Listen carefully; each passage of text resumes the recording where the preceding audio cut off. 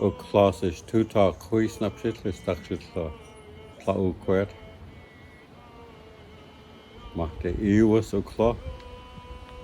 IISAAK ó chlá út isach neha út Nuu-chah-nulth. Nuu-chah-nulth ó chlá. My traditional name, Tútá chuis na psit, is a name given to me by our cultural teachings, and I'm from the house of Iwas of Tla-ouk, and the chief of our house is Nuu-chah-nulth. Our family has a history of that survived here. Our people survived here, our family. When it was allowed, it was by what the intuition of our great-grandmother was. Our great-grandmother, at the time of one of the last epidemics that was on the coast here, had our family quarantined.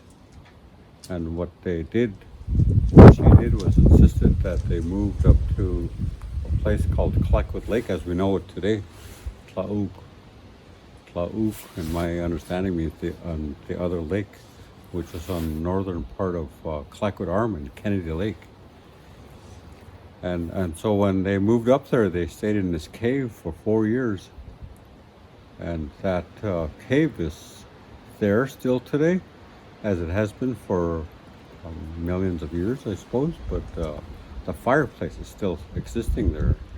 So about 2 years ago or so, I took my daughters, Giselle, and her sister, Tsimka, her younger sister, to see that place. And it was incredible, like when we were in there, like thinking about the intuition that those people had at that time.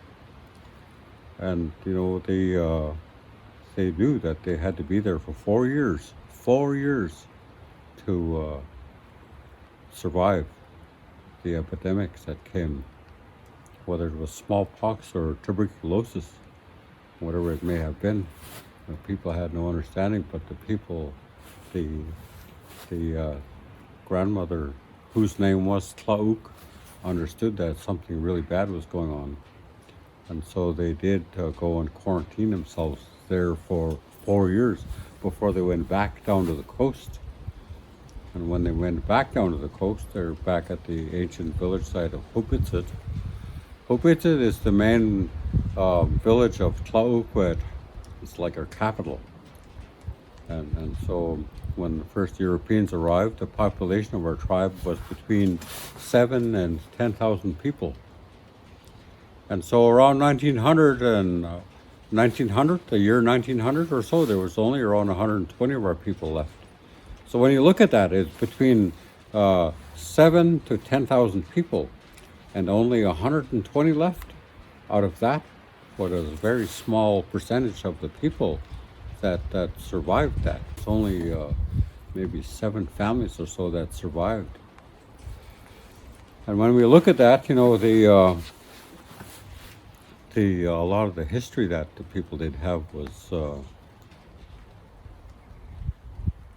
lot of it was lost through that. And then what we have had to suffer through that after that was the situation of the residential school enforcement.